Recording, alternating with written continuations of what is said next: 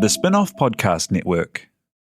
Are you making the most of your KiwiSaver investment? Generate is an award-winning KiwiSaver provider with a track record of strong long-term performance. Making a smart decision now could add tens of thousands of dollars by the time you reach retirement. Book a no-obligation chat with a Generate KiwiSaver advisor today at generatekiwisaver.co.nz/get-advice. A copy of the product disclosure statement is available at generatekiwisaver.co.nz. The issuer of the scheme is Generate Investment Management Limited, and of course, past performance does not guarantee future returns. I'm Toby Manhire, and this is Juggernaut, the story of the Fourth Labour Government, a podcast in 6 parts. Doesn't give my opponents much time to run up to an election, does it? This nation is at risk. What do you think you're up to now, you perverted little liar? I could smell the uranium on it as you lean towards it. Most radical overhaul in the history of New Zealand's administration. Juggernaut, the story of the Fourth Labour Government, made with the support of New Zealand On Air. Listen now on The Spin-off or wherever you get your podcasts. Kia ora tātou, this is Toby Manhire with another episode of your friendly local politics podcast, Gone by Lunchtime. What you're about to hear is part of the Gone by Lunchtime Megapod, a 12-hour epic event recorded on September 20 at Spin-off HQ. Enjoy.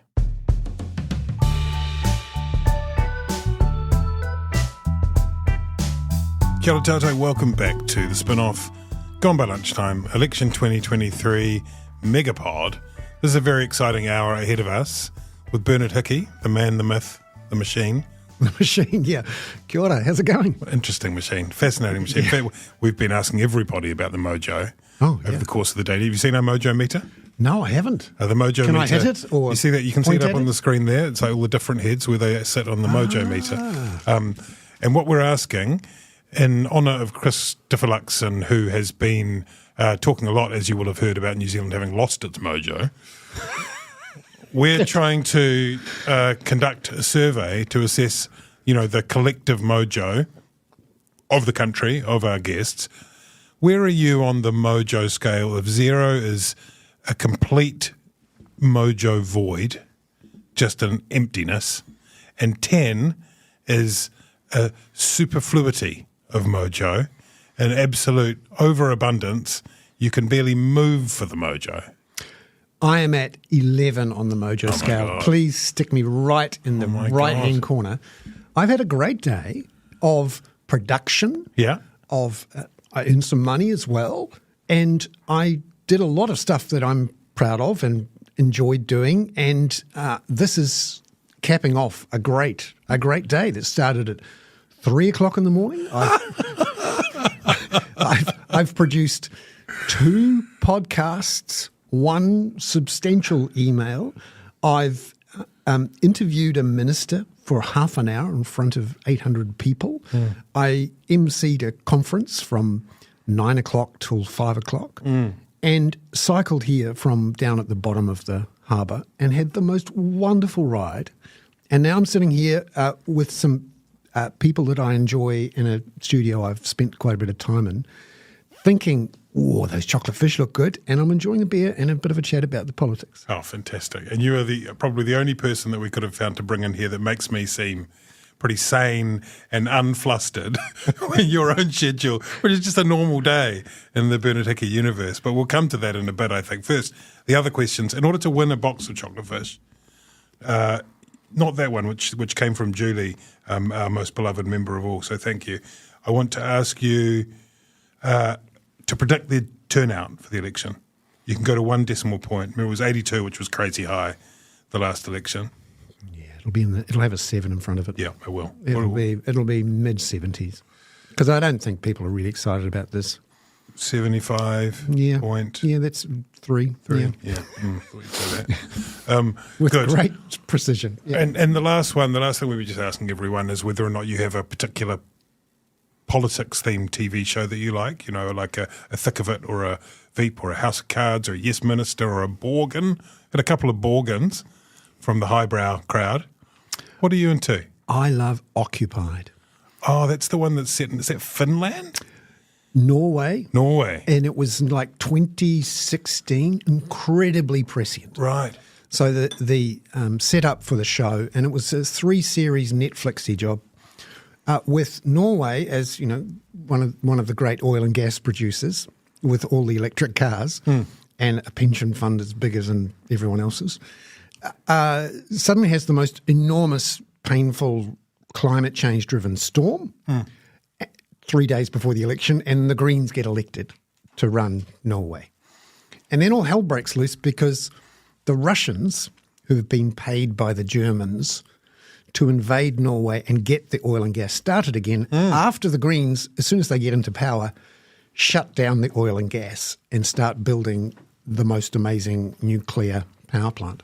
It's the best setup for a political thriller, and it's actually really well done. The Norwegians have done well. Does it sort of seem plausible? Oh, yeah. Yeah, no, it has quizzlings in it. Good. And they're really well characterised human quizzlings. I like it. And from a political economist point of view, from a political economy of it scans, it makes sense. You believe it? Yeah. There's an element of, wish list in there. Quite like a major storm to hit the country a few days before the election and change things. I doubt that's going to happen this time around. It's amazing to me, actually, that Gabrielle has made no difference whatsoever that I can tell in how people are going to vote. Interesting. Yeah, Despite all this chatter, at the time, it felt as though this will be a dominant theme of the election. It hasn't really come up, No, I interviewed Simon Watt yesterday, and he was going to kill off Giddy. He was going to shut down the clean car discount scheme, use all the climate emergency response fund money for a tax cut.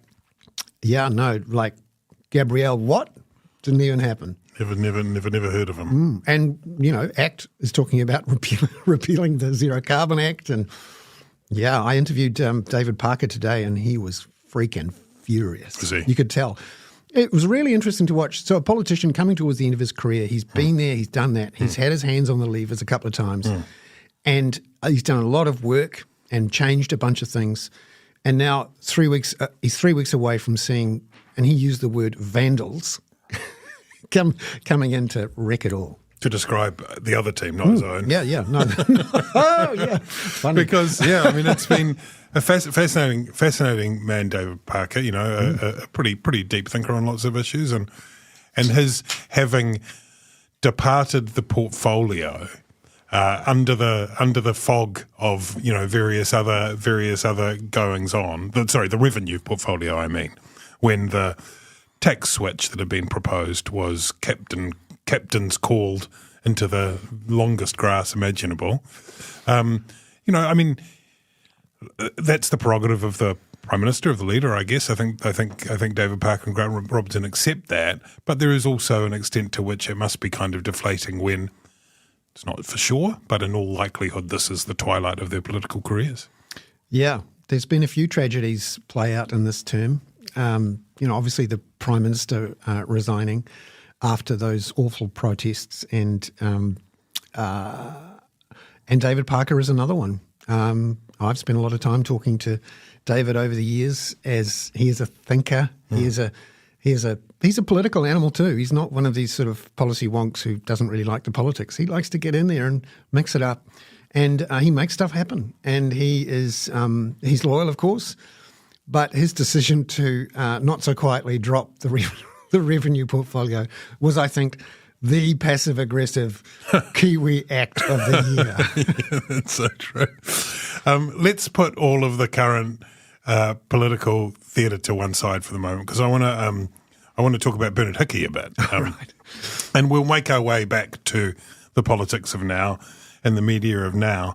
But I've always admired you, Bernard, since before I got to know you properly. As one of our real kind of deep thinking, sometimes idiosyncratic, sometimes I was going to say irreverent, but iconoclastic might be the word I'm looking for. You're a kind of singular thinker, and you don't necessarily go with the pack. And sometimes you bang on about some stuff, but I'm just such a Berniac. I'm a big Berniac. And let's go back take me back to when you got into journalism. When did you start as a reporter back in the day? How did it begin? Yeah, well, I grew up on a dairy farm, and I should have been either a farmer or an agricultural economist or a banker, a farm banker. I should have worked for the Rural Bank. There used to be a thing called the Rural Bank. It was a government-owned bank for farmers. Or I should be working for like Rabobank or something like that, or some, official in Treasury or, MPI or something. I studied agricultural economics at Massey University. And then in my late in my first year, I got bitten by the radio and newspaper bugs. I became a DJ, so to speak, at Radio Massey. Wait. How was this in terms of timing with Stephen Joyce? Because he was Radio Just Massey. Just after Stephen Joyce. Right. Yeah. No, it's quite a thing. We often shoot the breeze briefly about the Radio Massey days. Yeah, wow.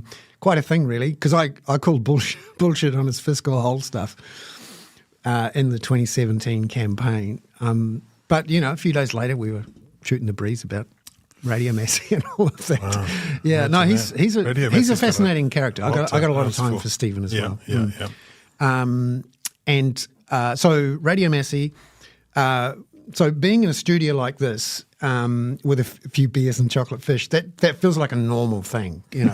Radio Massey had this studio up the back of the sports centre that was alive with fleas because every student had brought in their dog, and the fleas had bred in the carpet, and when the carpet had never been cleaned for years. Oh my God. And I always could rely. The romance. I could always rely after a good 3 or 4 hour session, often on a Sunday night, to leave the studio with my ankles well and truly bitten. But having had the ball of a time playing, turning on the machines with the records that went round and round. It was great. Record players, I think. Yeah, record players. It was great. And we had those cassette discs. Sam, have you ever seen a cassette disc? No. No, one of those ones that you plug in. A cassette? You've probably never seen a cassette. No, it's like a 6-track. I had one of my friends who was a bit of an old school hipster in high school gave me a Walkman with like a mixtape he made for me on it. Yeah. But other than that, no, this is old school radio where you actually had an actual bigger cassette, like it was a cartridge with a cartridge. Yeah. And you used to plug it in, and it would play immediately. And that was fun. And people like Jeremy Corbett and the Corbett brothers, David Downs, John Bridges, all of those characters were around then. I was in the Capping Review at Massey, so got my love of jumping up on stage and making a dick of myself. Bernard Hickey does Footlets. Amazing. What was the vibe? Was it like dressing up in tights and doing? Oh yeah, and student capping reviews. It was pretty dumb. Yeah. Fun. But it was fun. I was hopeless at it. People like John Bridges and David Downs and those guys, they've gone on to major careers. That was the scene. Yeah. And whenever I bump into them, I'm in awe of what they've achieved. It's fantastic, and I feel like I'm part of a secret society as the failed member of the Massey Capping Review. And so you got the media bug at Radio Massey, and you thought, exciting though agricultural economics is, you might do what instead? That I'd like to be a journalist who covers economics and finance. So you knew that right then. You didn't think I want to be a music reviewer or something like that. No, I was always interested in the news and the economy and the politics and the finance. I was fascinated, and always have and still am, in how economies, politicians work. That's why I've loved being up close and personal with it. Doing interviews with the finance minister, or asking the Prime Minister questions in the post-cabinet news conference. That's my idea of a fun time. And also getting up at 3 a.m. and looking to see what the 10-year US Treasury bond yield has done. I'm fascinated by that stuff. And it should have gone. It should have, dripped away like most enthusiasms do as you get old. But this one stayed, and I'm loving it. I've essentially designed a career and a job around those particular obsessions: politics, finance, economics, and media. It's great. Yeah. And I'm a very lucky man. So what did you do? Did you go to Reuters? Was that your first thing, or was there something before Reuters? No. So for 2 years, I worked, for $100 a week at Radio Massey as the Radio Massey news director. Oh. And I was the fancy paid money. Yeah, $100 a week. Oh, yeah. It goes a long way in Palmerston North in the 80s. Yeah. No, I had a Daihatsu Charade that I could fill up for $15. Yeah. And by the end of the second year, I was really enjoying this journalism thing. And I thought, I'll just apply to a journalism course and I'll get in, of course. I didn't get in at the first attempt. I was put on the waiting list. And eventually I got in and did the Wellington Polytechnic journalism course. Right. And did that. It was a 6-month course at that point. They shortened it from 1 year to 6 months for a period. They eventually then widened it out and then it became, one of those long-winded things on the end was of the that when degree. it was sort of down the bottom of Allenby Steps, that sort of place? Where was it? Where was it physically in the day? It was there. Then it was in the dental school on Willis Street. The murder house. Yeah. No, we were talking about the murder house on the pod the other day. To it the other day and I thought, I've been in there. Yeah. Wow, what a place to be. Too many ghosts. There was a few ghosts and I was trained with the typewriters.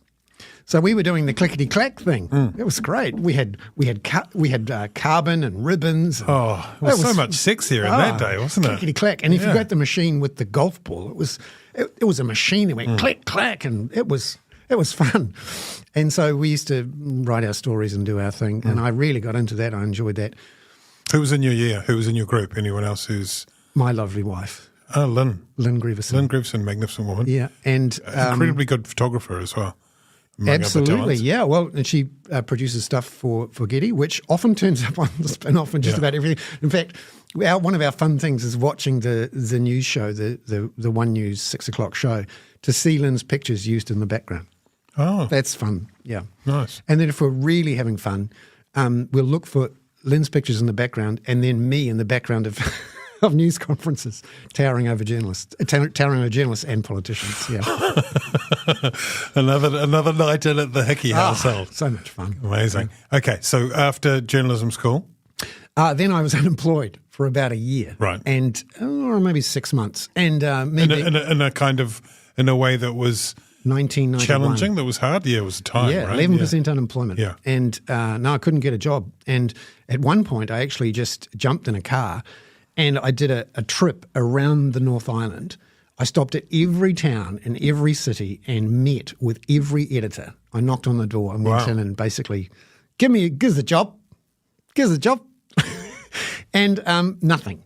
But then, interestingly, I also then started a freelance journalism agency. Of course you did. Yeah, so I couldn't. So I got half of the people in the journalism course didn't have any work, right? Yeah. So we thought, bugger it, we'll just get together and we'll produce these articles and we'll sub them and we'll edit them and we'll use the fax machine to send the pictures to the Evening Post or whatever. It was great. So we wrote lots of stories for the Evening Post and the Dom and the Listener and local community newspapers for about 5 or 6 months until we all eventually got jobs. Oh. And that's where I sort of got the bug for startups and trying to make a buck. And but then eventually a job came up at Reuters as a junior markets reporter. And at that point, Reuters, as an international financial and general news wire agency, was pretty much doing its own version of the internet for people in financial markets. So everyone had a terminal. It was they called it the green screen. Literally, it had like one color. And you could, and I did this for a couple of years with those big old mobile phones that were like, your backpack. I would go to a news conference. Ruth Richardson would say something about, how the New Zealand dollar was overvalued or undervalued or, she was going to sack 10,000 more public servants or something. And I would ring in. Did you ring copy takers? Yeah. Did you have copy takers? Yeah, exactly. And sometimes I'd have to ring like Hong Kong or London if it was late. Yeah. And I would dictate 142 characters headlines. And they had to be Finance Minister Richardson says New Zealand dollar overvalued at 23 cents or whatever it was. And that would move the currency markets. And the people who'd just paid $10,000 a month for the one screen on their desk would go, Yep, that paid me money. I made some money out of that. And so that's what I did. And what I found fascinating is that years later, after the internet had come along, so this was 1992, 93, I would see people doing Twitter headlines, and they'd all be trying to – remember the days when – I'm sounding like an old man now. Remember the days when Twitter was like 152 characters, and then they doubled the 140. 140, that's right. And I realised that I had trained myself to write in 142 characters. So I really got this Twitter thing. It was great. I remember I was just old enough to remember when copy takers was a thing when I was working at The Guardian in London, and you would see them come in and they would be on the wire windows, which you'd use on a Windows-based computer or was it Macs, but everyone would have their wire windows open. And you'd see Reuters coming in or AP coming in, and there were a few other, whatever you wanted. But in a very short time, those disappeared and people just looked at the Twitter feed because you would get the same information but other information more quickly. And you have to pay for it. The idea of having the wire window open there so you could be in touch with what was happening in the world became redundant very quickly. This is why all of us journalists are all ex-addicts. Yeah. That's right. Yeah. Ex. Oh, don't say that. No, you see, that's confusing as well because you say ex, it makes it sound like you're saying former addict. I know. But you're not. You're saying the service formerly known as Twitter. Yeah. Okay. So Reuters with that, but that was learning, I guess, a craft more than anything, learning a discipline about how to put together information in a very efficient, economical, and useful fashion. That's right, and making sure it was accurate, because you knew that there was someone on the other end of the screen who was about to put down £10 million or whatever it is on the strength of that information. And if you got it wrong, they'd lose money. And we always used to put our phone numbers at the bottom of every story. Oh, right. So you knew that if you got it wrong, some dickhead of a financial trader in New York would ring you up and say, "You asshole, why did you say million when you meant billion?" And so I got a few of those calls on occasion. One in particular, I was working in London at the time, and I just reported on a US Federal Reserve official who had said that the Republic Bank of New York was potentially going bankrupt, which was true. And so I put out the Bank of Republic New York was going bankrupt, which was a completely different bank. Oh, wow. Boy, that was a day. Oh, my God. So, so I went from Wellington with Reuters to Canberra in 1994 through 6 when Paul Keating was the Prime Minister. Yeah. The most fascinating, brilliant, scary as hell politician I've ever seen in all of the years that I've watched politics. Still going. Yeah. Still firing out verbal salvos. That's right. He skewers everyone. Yeah. You'd sort of, you'd be scared if you were like selling coffee and up popped Paul Keating to ask you for a flat white. Yes, sir. And no, he had a go at me a few times because we made So at this point were you doing political reporting? Yeah. And so I was asking him questions about, the Australian budget and the economy and currency and all of that stuff. Yeah, no, I had an awful lot of fun there in Canberra for a couple of years. Then we went to Sydney, and I, by then, was starting to have staff and manage teams, and I was running a team of equity reporters in Sydney. And at that point, I was covering banks and supermarkets and media companies, including News Corp. And at that point, News Corporation was an Australian-based listed company. Sure. And every year they used to have their annual meeting in Adelaide where Rupert would present to shareholders in Adelaide, where his father started the newspaper. And that was fun. So I used to go and cover Rupert Murdoch's news conferences. He's another, dangerous, fascinating, brilliant, evil person. Have you ever worked for News Corp in the course of your career? No, I've not had the... on a point of principle or just because it hasn't really happened? No, if they'd offered me enough money, I probably would have done it as well. I mean, just happened that, no. So Reuters, by then I went to London, and by then I was covering mergers and acquisitions and banking and insurance and doing some of the big deals. And did you know all that stuff beforehand, or were you kind of picking it up along the way? Obviously, you know your knowledge deepens as you do it, but were you, when you talk about equity markets, you talk about mergers and acquisitions, did you know all that stuff already? Or? Yeah, so I'd studied accounting and economics and had done it at a very basic level. But no, you really pick up most of that stuff by just putting your finger into the back of the computer and sucking it up. Yeah. And I did that for, by that stage I was 8-9 years into my career and living in London, in the stockbroker belt, trying to take the train to London for work every day. And that was quite painful, actually. Just the sheer work of commuting was just too hard. And then I got an opportunity to join a startup. And remember, this was 2000, so this was .com boom. This was before the bust. So everyone was very excited. Yeah. And the FT Group offered me a job helping to set up this thing called FT MarketWatch, which was a joint venture between the FT and MarketWatch, which at that point was a financial news startup in the States that was owned at that point by CBS, the big media company. And that was a lot of fun too. So doing a startup in London, back and forth to the States, and did that for almost 2 years.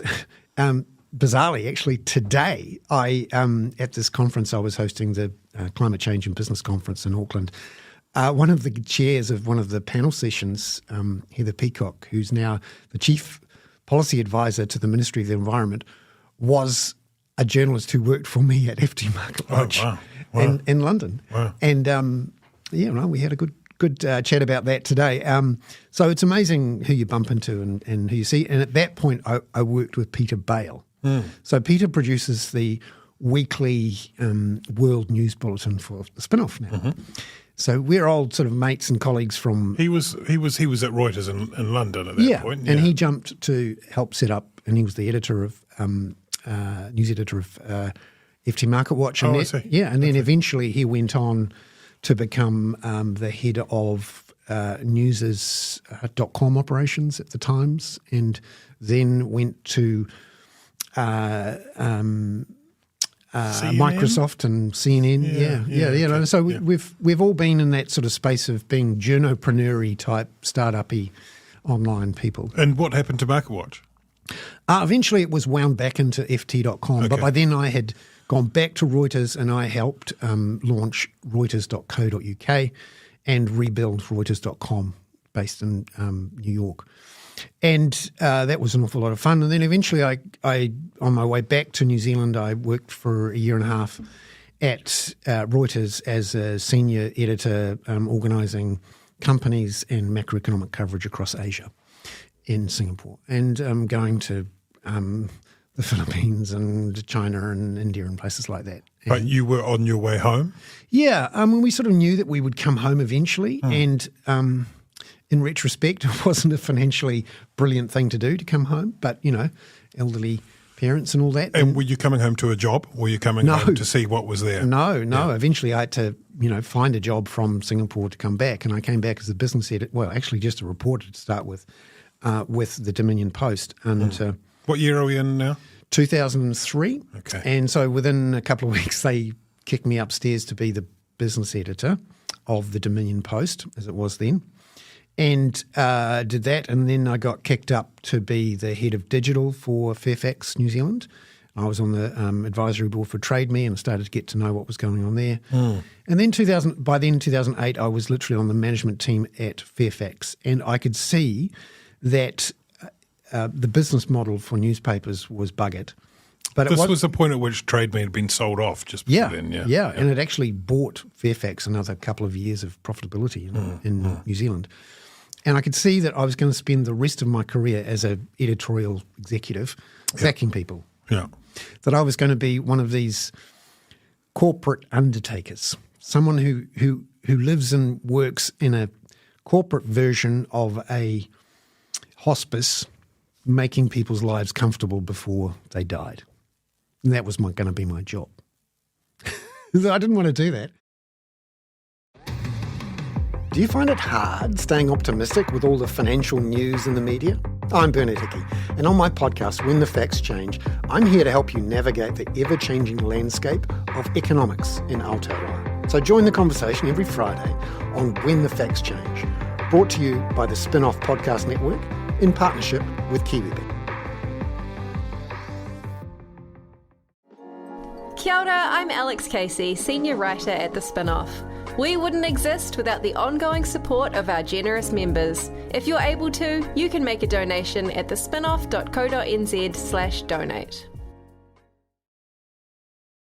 Did you realise that all at once, or was that a growing realisation? No, it was about 6 months of spreadsheets. Right. Okay. Yeah, this was through 2007, going into 2008 when we had the global financial crisis. Yeah. We could see it was coming. Yeah. The housing market was falling, and the newspapers are like the bleeding edge of they're like the canary in the mine of the economy. When advertising and revenues fall for newspapers, you can see that something's going wrong. But there was also the structural issue. Trade Me had eaten the newspapers' lunches on classified advertising, and I could see that the rest was going to go, and that I would literally be spending the rest of my career sacking people. And I didn't want to do that. I wanted to be creating jobs, not killing them. Yeah, and you must have had already some of that kind of entrepreneurial, innovative zeal. It's in you there somewhere. Were you from within Fairfax offering ideas about ways to change that? And were they welcomed?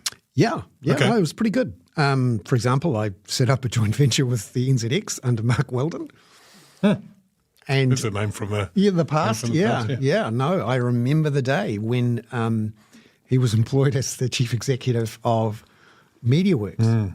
And at that point, I was in the press gallery on my own and wandered down the hallway to Paddy Gower and said, "You guys are fucked." Wow. And he wasn't. He like, what? You seem like a nice guy. I said, "You guys are fucked." And then I walked back. And that wasn't probably very nice to go and give these. I mean, I gave them warning, so they knew that they were going to be in trouble. There was going to be trouble, and boy, there was trouble. I've jumped ahead there. Yeah, no, I took you on a tangent, but 2008 or whatever, you decide Fairfax isn't for me. You don't want to be the Grim Reaper of the newspaper, and then what? Was that a leap into the dark? It was a bit. I knew what I wanted to do, which was to start up a financial news service and make it pay with advertising on the internet. And at that point, 2007-8, people thought there was a future for actual advertising, banner ads and pop-ups, those sorts of things. There was still a mentality, I remember it well, which was, yes, we can see advertising declining from the print product, but that's okay because it's coming up on the digital product. And at a certain point, they'll meet and then everything will be fine and we'll be going upwards again. Yeah. Even by then, I realised that wasn't going to work for what I call general news, sport, the things that most people read. I realised that you had to go for the cream of the crop, which is financial advertising. Yeah. And even then, I realised that New Zealand really was just a housing market with bits tacked on. So what you needed to do was... Did you? When was you weren't using that phrase all that way back? I've been doing it. It's a good 10 years old. It's still true. It's even more true every time I say it. So I realised that you had to plug into where the real money was in the New Zealand economy, which is the banks. Mm-hmm. And at that point, there was less than 200 billion of fixed mortgages that rolled every 18 months. And every time a fixed mortgage rolls, that's another opportunity for a bank to win a customer or not lose a customer. And so they have to advertise. They have to tell everyone what their rates are and say, please stay with us or come to us. And that meant online advertising, particularly around a service that provided a way for people who were rolling their fixed mortgages or their term deposits to compare rates. And that was interest.co.nz. Yeah. So that was already in existence, owned by David Chaston. And I went to him and said, hey, what you really need is a news service that I will provide. And so that's what I did for a good 5 years, was help build up interest.co from a relatively small, basic interest rate comparison service into a news information analysis service with a fantastic interest rate comparison set of tools with David Chaston and a whole bunch of other people. We've employed a bunch of journalists, and there's now 4 or 5 fantastic journalists whose bills are being paid every month, and it's done a fantastic job. I'm really proud of the things that I did with interest.co.nz. And after 5 years, I thought, this should make me incredibly wealthy. How come I'm not incredibly wealthy? And that was because even by then, Facebook and Google were starting to eat the lunch of all the display advertising. So the real winners in that game were never going to be display advertising, freely available websites. Interest is it's a successful business. It's done very well. And I think they've done a wonderful job, but they haven't built an enormous amount of equity. It's no Trade Me. It's no $300 million business. So, which I thought, at some point, not 300 million, but I would have quite liked it if it had multiple millions of dollars in equity, because I'd sweated some equity. I've made big mistakes over the years sweating equity, and what I should have just done is bought a lot of rental property. Bought some houses. You did all right though on the houses front, didn't you? Oh, Did you sell a house in Auckland for accidentally on purpose. $1 zillion? Yeah, I take no credit for that. Yeah. It's just being in the right place at the right time and being old enough. And I'm embarrassed now when I meet young people who have no hope ever of being in housing, simply because I am lucky to have been born in 1967. Did you see last night, 24 years old, both Chris and Chris Felix and Chris. That was one of the most interesting bits of information I got out of that, along with the fact that what they thought was an important thing to do in the climate change fight was to do recycling, which is to embrace recycling. To be clear, which is literally less than 5% of New Zealand's emissions. We have a particular problem in New Zealand where we think that recycling helps save the planet, when actually everyone needs to get out of their cars and stop flying. So was this when you launched? I'm trying to remember the name. It was like something with New Zealand in the name. What was it? Oh yeah. So after 5 years with interest, I thought, I was beginning to think, I'd quite like to make a difference here. I'd quite like to do some reporting that actually, attacked the big issues like poverty and climate change and housing and stuff. And I could sense that, there was no more runway and interest to grow it into a, world-conquering beast. We'd employed as many journalists as we possibly could, and it was always going to be, what's happening with interest rates and house prices. And there is more to New Zealand than interest rates and house prices, although not much more. So I thought, I know what I'll do. I'll start a philanthropically funded news organisation called journalism.org.nz. That's it. Yeah. That was the one. Yeah, and so I got together with Gavin Ellis and I assumed that, all of these rich people who cared about the future of media. Because they kept telling you they did and that they would pay. Except just to short circuit that a bit, if Substack, which you're on now with the Kaka, had existed then, do you think they would have been different? I think that would have made a difference, yeah.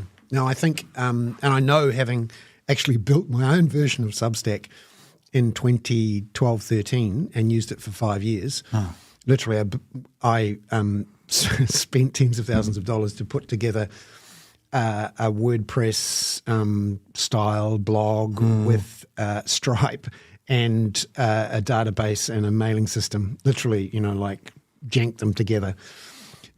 Which was and that's what Substack is, except Substack did it way better than I could and have built a business model around it. Yeah, I think, journalism.org.nz, if Substack had existed in the way it does now, might have had a shot. Yeah, right, okay. And also, remember back 2012-13, there was still a lot of journalists around and people didn't really understand what a journalism-free democracy would look like. They've got a better idea now. Yeah, that's right. Although what I'm always thrilled and amazed to see is, I'm proud of Interest.co. I helped found newsroom.co.nz, and I'm really proud and happy to be part of the whole spin-off crew.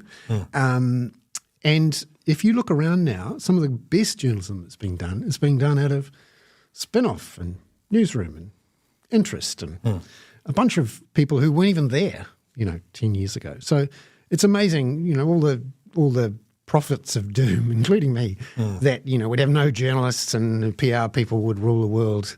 It's amazing what we've achieved with very little. And, if you look around, some of the writing, some of the journalism that's being done all over the show, and not just in the, plucky startups, but in the TVNZs and the News Hubs and the NZ Heralds and the stuffs of the world are pretty bloody good, actually.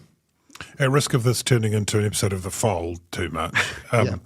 I need to ask you, over the course of that period, how was your view, your mindset shifting in terms of politics and how to talk about politics? So this is a media question too, but about how we cover politics, how politics is disseminated to the public, all of that.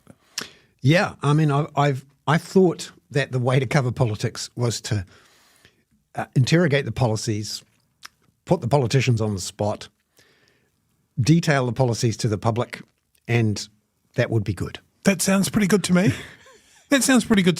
But having watched in the press gallery how politics is done and having thought about how people make decisions and vote and choose parties or don't choose parties or even choose to vote and not choose to vote, more and more I think that policy detail and policy wonk stuff actually makes very little difference, and that what really matters is emotional connections and how people feel about things, because that's what really gets them up in every morning to do whatever they want to do, to vote.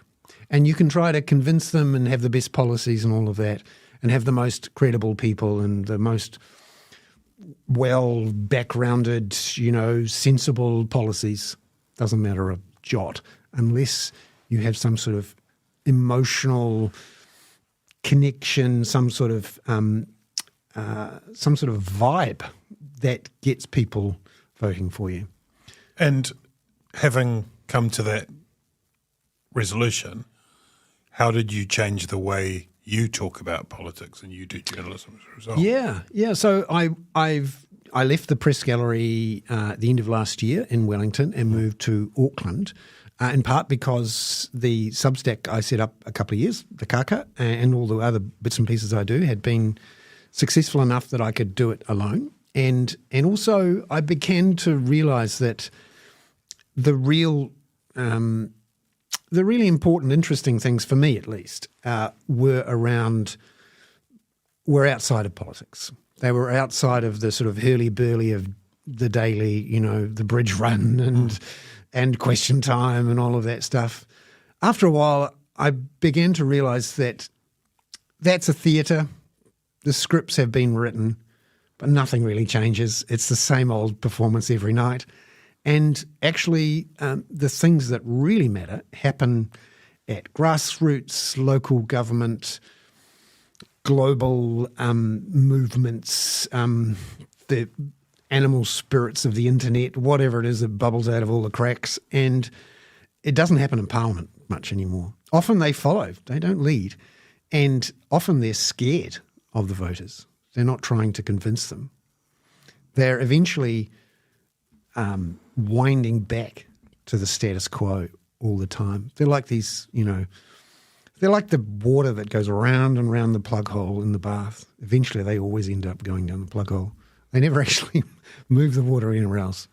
The status quo wins every time.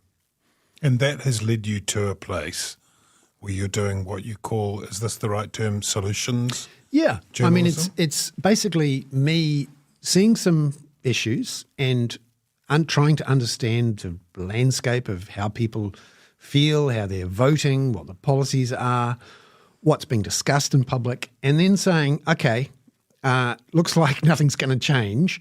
Where are the new ideas coming from? Where are the proposals being put forward that are different, that might actually make a difference, that actually engage people, that actually, people go, oh, well, that might work, or oh, what a good idea that is. You're just not seeing it, I think, in mainstream politics in a way that seems relevant. Sure, there may be people proposing things, but they, particularly the smaller parties who have aligned themselves with one of the big parties, end up just like one of those sparrows on the back of the rhino. You know, they might think they're doing things, but nothing is really But isn't changing. it in part that, you know, the whole arc of history is long aphorism, that these things move by increment, whether or not you're an incrementalist, you know, philosophically, that, you know, Bernard Hickey says it's a housing market with some bits, and so change it all, for God's sake. You know, it takes time to win those arguments, to get things through using systems that are, you know, are built in to, of course, protect the status quo. But are you just being impatient? Yeah, I'm grumpy and angry. Yeah, yeah. Well, impatient. Yeah, I've been having a crack for 10 years, and this is, you know, 30-something years in journalism, and all that time I've been focused and really interested in trying to cover and sort of sometimes involved in New Zealand's political economy. Here's a fun thing. So in that second year when I was at Radio Massey being paid $100 a week to be a journalist, pretend journalist, 1989 was the year that David Lange resigned as the Prime Minister. And I knew this was coming. And then it was announced in the morning of his resignation that there would be a press conference that afternoon in the Beehive Theaterette. So I'm in Palmerston North. And I thought, bloody hell, I'd love to be at that press conference. And you know, I'm a nobody in Palmerston North. And so I thought, okay, what can I do? I know, I'll forge a press pass. Oh, my God. So I don't tell anyone this. Don't worry, it's just between us, Bernard. That's right. So I forged an NZPA, remember NZPA press pass? God. I used one of those laminating machines and a pair of scissors, and I literally just walked straight into the Beehive and into the Beehive Theaterette and sat at the back of the room and watched the history happen. Wow. It was just thrilling. And of course, it wouldn't happen now. But, you know, that was New Zealand. People could do that. And even if I hadn't been a journalist, I probably could have walked in anyway. But you were watching what? You were watching, you bring that up because you were watching rapid change. I was watching the people that I'd watched on TV, who I'd shouted at the TV at, you know, Robert Muldoon, David Lange, Roger Douglas, Geoffrey Palmer. I mean, these people were sort of giants. They were, and they did change things, and they were really interesting, complicated, you know, they did huge things. Our economy is our society is utterly different because of what they did and what the levers they pulled. And so David Lange, who, you know, for many people is still a hero, a flawed hero, and there are still people in the Labour Party who literally hate his guts because he allowed it or enabled it, all of that stuff to happen. And then there are people like Michael Bassett who are still, you know, still fighting the fight, and Margaret Pope. So that stuff mattered. And so I watched Lange as the showman step down and hand over to Geoffrey Palmer in front of me, and then walk out of the room up the side of the Beehive Theaterette and stop halfway through. And because it was Lange, he had to have a joke. He had to have the last laugh. He stopped. He turned around and he said, Geoffrey, I've changed my mind. And he got the laugh, and then he walked out. Geoffrey. Yeah. Oh my God. And I thought, shit, this is what I want to do. This is fun. And so eventually that's where I ended up again from 2012 till last year, was in the press gallery. And I really enjoyed it. It was incredibly exciting and thrilling place to be, right? Like, but you feel like you've done your time there. And tell me what you're doing now. Are you doing advocacy journalism now? Is that the way you see it? Yeah, I mean, I'm not allied to any political party or any particular point of view, but there are interesting ideas that I want to bring to the surface and interrogate and suggest, because no one else is suggesting them, and not in a synthesized, organised, strategic way. And I'm doing it simply because I can, and it's fun.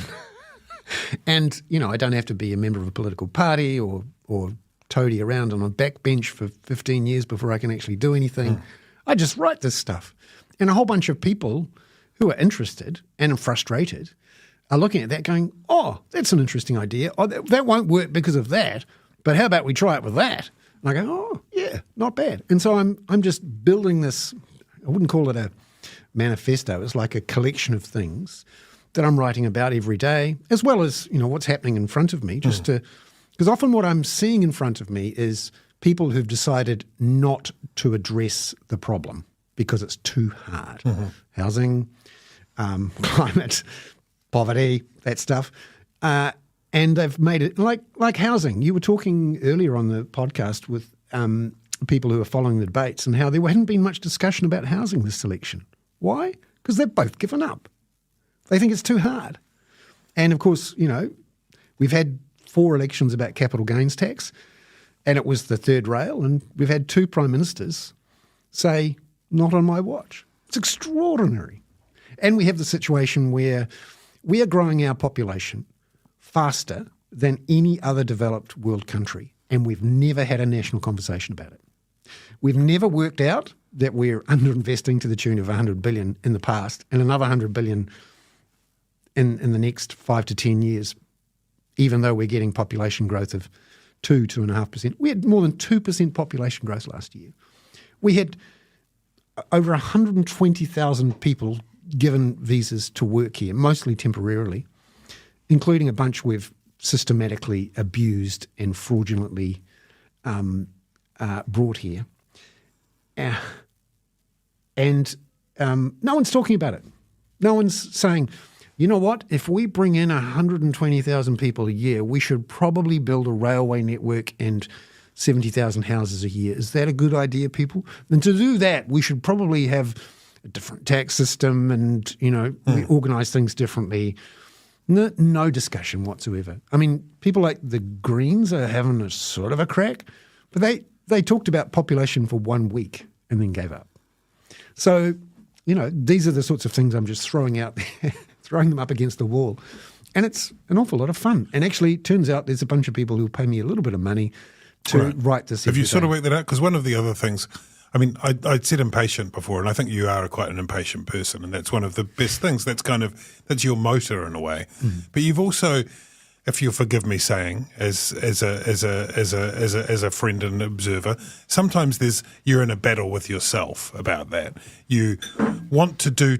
So, just listen to your day to day, And I remember when we were at a conference at the same time in Sydney one time, and talking to you on the walk, just a walk to a meeting place, and I'd had a lovely night the night before and gone for a meal and had a night's sleep. You'd been up since 2:30 in the morning in order to write a newsletter for a New Zealand audience, and you're just this absolutely, this frenetic, incredible energy. And it's like, sometimes I think, and maybe you do too, and I know Lynn does, like, come on, man, just pull it together.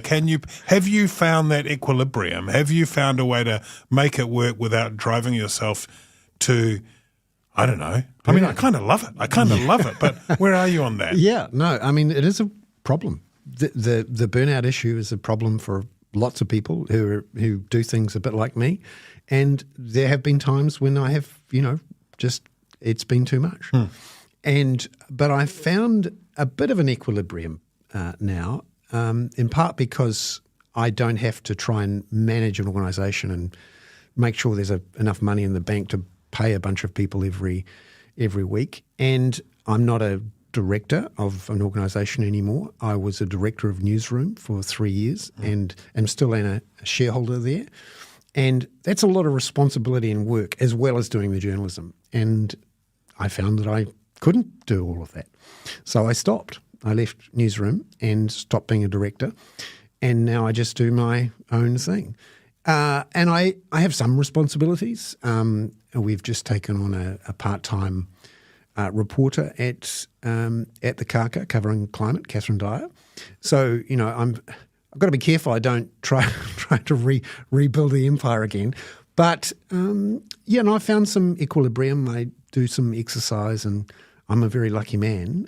It could all have gone pear-shaped several times, and on occasion it has. So I don't have any great secret or would say that I've beaten it, but I'm able to do the things like I did today. I talked about 3 in the morning and just doing all those things. I really enjoyed it, and I felt like I was doing something useful. And I'm people told me that it was useful and it was good, and some of them will pay me money for doing that, and I feel like I haven't sold my soul or done anything horrible or, broken anything or allowed anyone to die on the table. I'm pretty happy with that. I'm in a pretty good place compared with at times in the past when I've felt the load on my shoulders a lot of being responsible for a lot of people and a balance sheet and payroll and stuff like that, or worrying if Winston Peters might sue me. Which, or like a partner of a blue chip law firm might sue me. All right, well, let's stop there before you say something that might get us all. Some other director in trouble. I could happily do a whole 12-hour podcast probably just with you, Bernard. It's been a lot of fun. Oh, my goodness. A lot of fun. Thank you for coming in. Bernard is on When the Facts Change on the spin-off. He's on the car. He's everywhere. The Bernard Hickey multiverse continues to expand, and we're lucky for it. Thanks for coming in. The other thing I mentioned is I did do a monopod for When the Facts Change 10 minutes before coming on the show as well. Yeah, no, I heard about that too, just in case you thought that wasn't enough. All right. Thank you, Bernard. That's the end of the third to last hour on the Megapod. When we come back, we're going to start unscrewing the bolts from the wheels of this 12-hour Megapod, and we're going to see what happens when we combine the chemical elements of some Gone by Lunchtime and some real pod. It's going to be fun. Join us, please. This is the Megapod.